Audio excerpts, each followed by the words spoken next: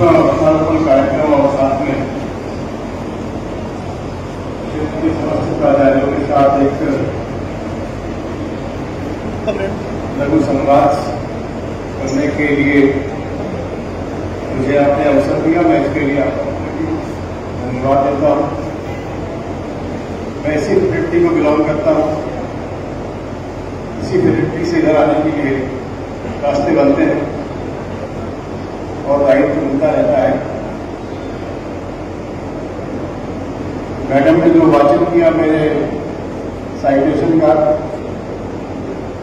Mass communication का नहीं हुआ तो प्रशासन का गड़बड़ी है।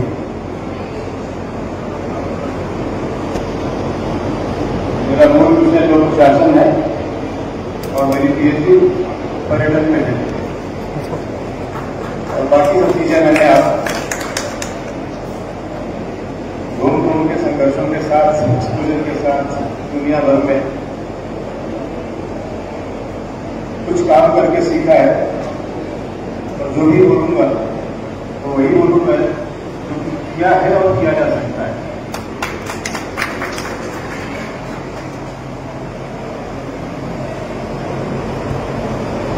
नई राष्ट्रीय शिक्षा नीति हम सबके सामने आ चुकी है। राजस्थान में इसे लागू हुए 2 वर्ष से थोड़ा अधिक हुआ है। देश में लागू हुए 5 वर्ष हो चुके हैं। अभी 29 तारीख को दिल्ली में पब्लिक आयोजन में NEP 85 का आयोजन किया गया था। वहां विभिन्न राज्यों ने अपने अपने प्रेजेंटेशन भी किए। विभिन्न राज्यों ने अपनी अपनी प्रगति आख्याएं भी दी थी कि हम कितना काम कर चुके हैं, कितना काम कर रहे हैं। थोड़ा अच्छे थे क्योंकि हम 2 ही वर्ष पुराने हैं और अभी हम 2 वर्ष के ही कार्य किए हैं। लेकिन कुछ कार्य ऐसे हैं जो कि यहाँ बड़ी आसानी से सहजता से किए जा सकते हैं। पहला कार्य जो हमारा अपना कार्य है वह है लेखन। हम ऐसे क्षेत्र में हैं जहाँ पर हमारी लेखन क्षमता से भारत का लगभग 60% हिस्सा प्रभावित होता है। अर्थात हम हिंदी भाषी क्षेत्र में हैं। अगर 60% भारतीय भी हिंदी भाषा बोलता है तो लगभग 90 करोड़ लोग हैं जिन तक हमारी आवाज हो सकती है। और नीति की मूल भावना यह है शिक्षा विकास संभव अपनी मातृभाषा में होनी चाहिए। अब से 20-25 वर्ष पूर्व जब कोई कहता था कि हायर एजुकेशन भी हिंदी में होनी चाहिए तो लोगों को बड़े संदेह होते थे ये कैसे हो सकता है।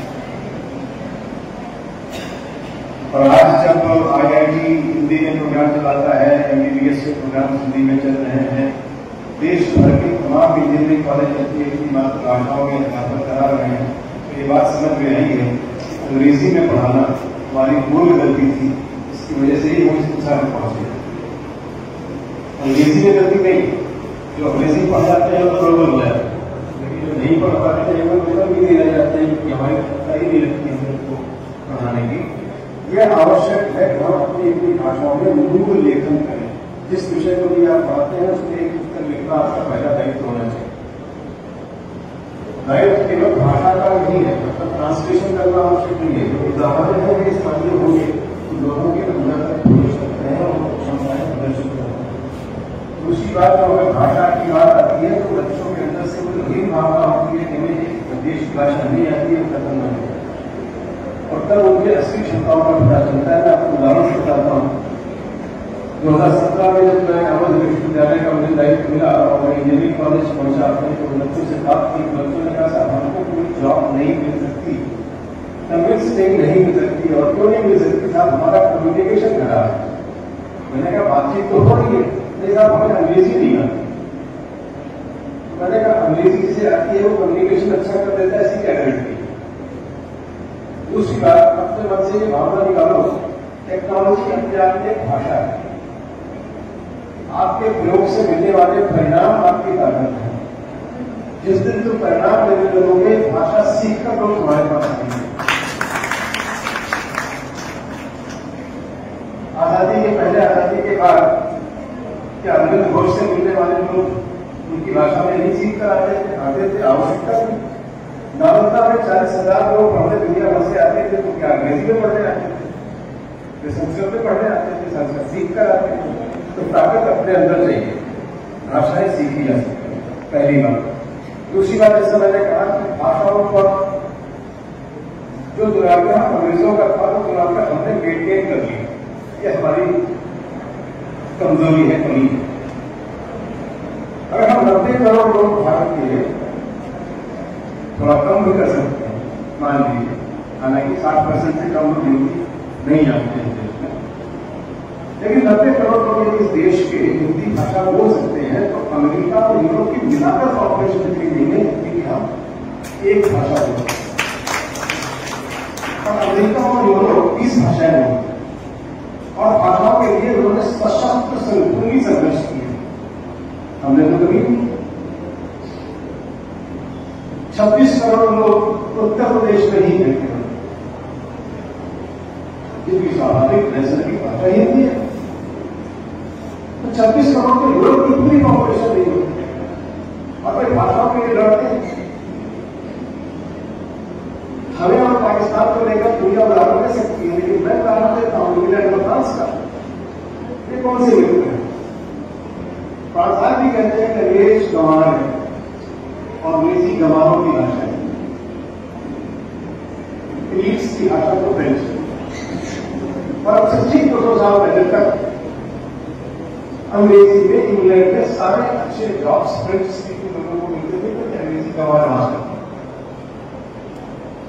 लेकिन उन्होंने संघर्ष किया, अंग्रेजी को स्थापित किया, मेहनत की और आज अंग्रेजी दुनिया की भाषा हो गई।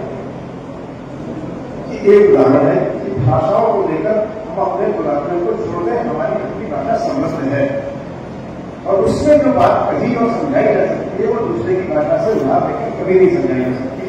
दूसरा भी वैज्ञानिक कारण है, अंग्रेजी के पास कितने अक्षर है? 26। हिंदी के पास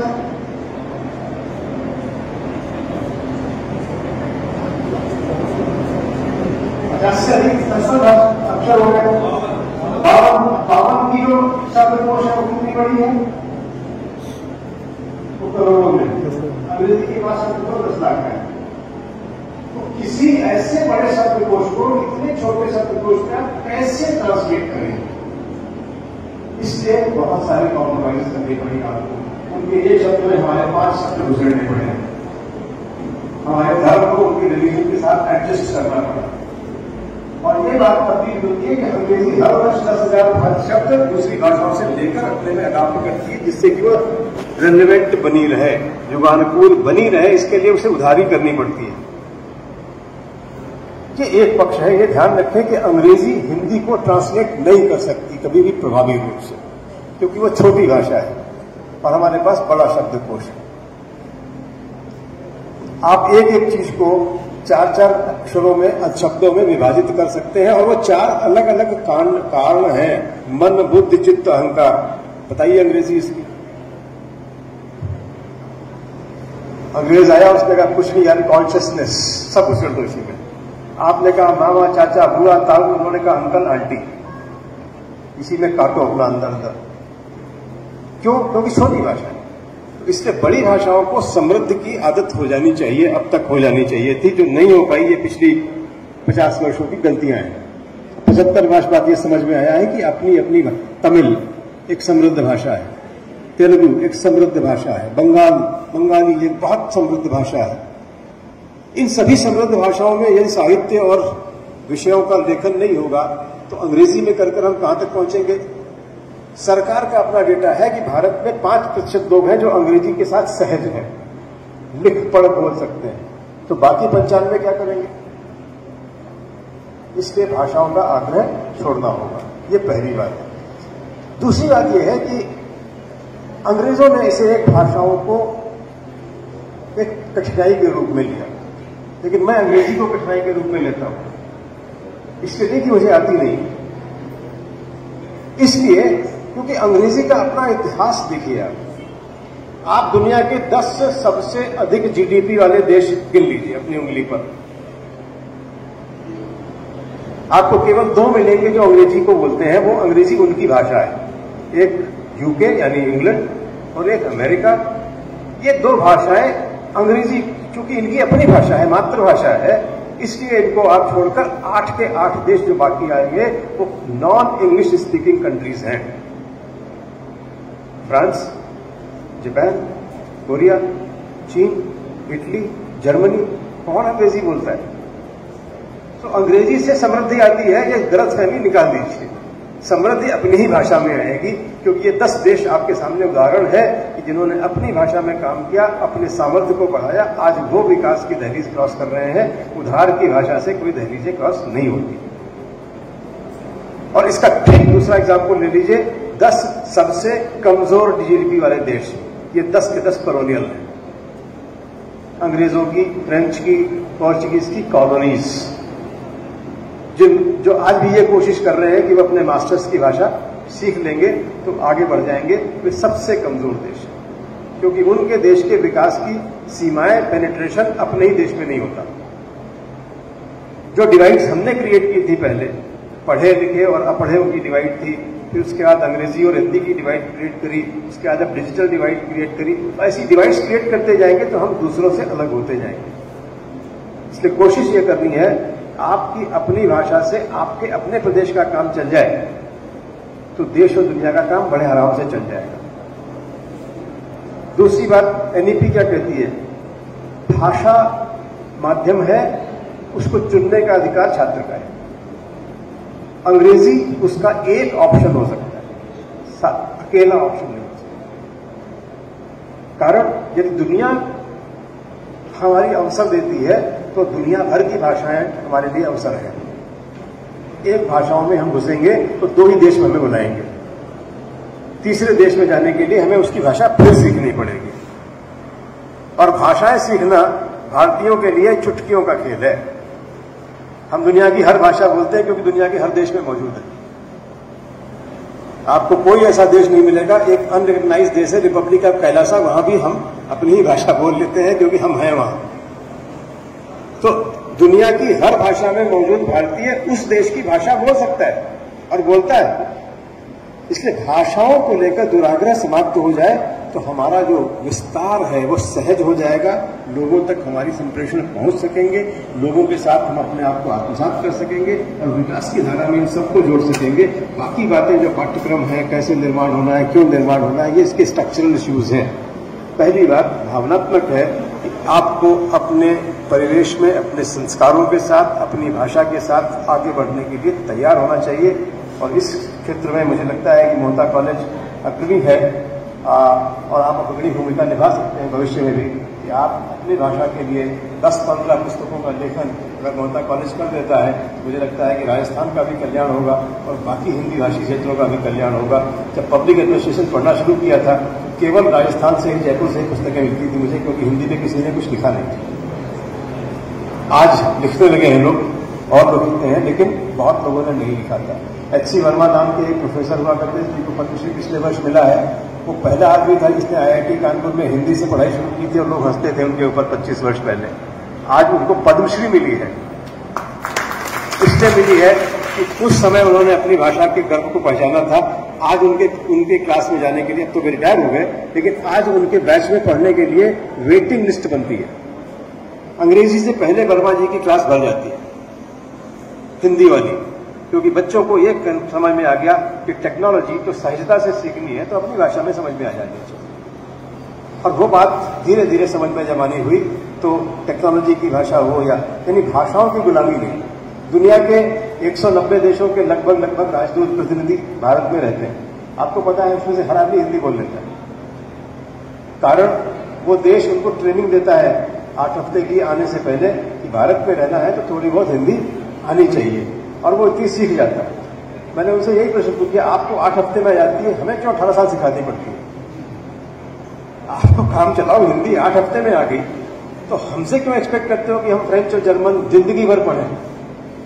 हम भी सीख लेंगे। यदि हमें अंग्रेजी में जाना होगा तो अंग्रेजी सीख लेंगे, फ्रांस में जाना होगा तो फ्रांस सीख लेंगे, जर्मन में जाना होगा जर्मन सीख लेंगे, हम सीख ही लेते हैं। हम चाइनीज बोल रहे हैं आजकल हमारे भारतीय, क्योंकि बिजनेस है। राम मनोहर लोहिया ने आजादी के पहले इकोनॉमिक्स में PhD की थी जर्मनी से, और उनको जब फेलोशिप मिली थी शर्त यही थी कि जर्मन में पढ़ना पड़ेगा। तो उन्होंने 6 महीने का एक्सटेंशन मांगा और 6 महीने बाद वो वहां जब गए तो उनके सुपरवाइजर ने कहा था कि अगर जर्मन बोलनी है तो लोहिया की तरह बोलना सीखो। He is the one who can speak German better than the Germans. ये हमारी क्षमता है, इसका उपयोग करेंगे हम जब जरूरत पड़ेगी तो, बजाय इसके कि हम उस माइंडसेट में ही घुस जाएं कि हमें अंग्रेज और अंग्रेजी दोनों ही स्वाभाविक रूप लगने लगे। हम लोग कल बाजार में यही कह रहे थे कि अंग्रेजी की हालत यह हो गई है कि बीकानेर में बैठ के रेन रेन गो अवे पढ़ रहे थे।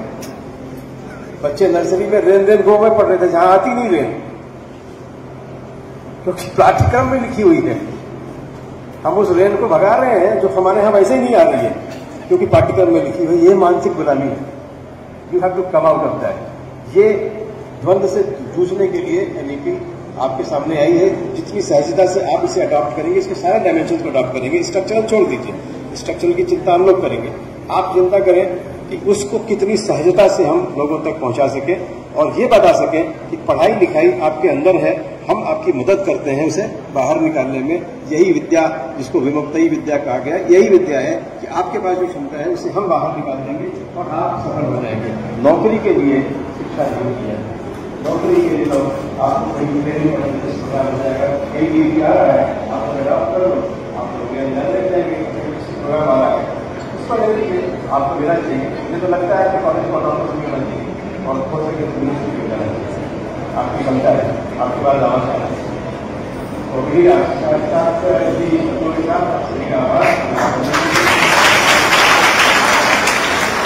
Thank you very much, Honorable Guru Sir.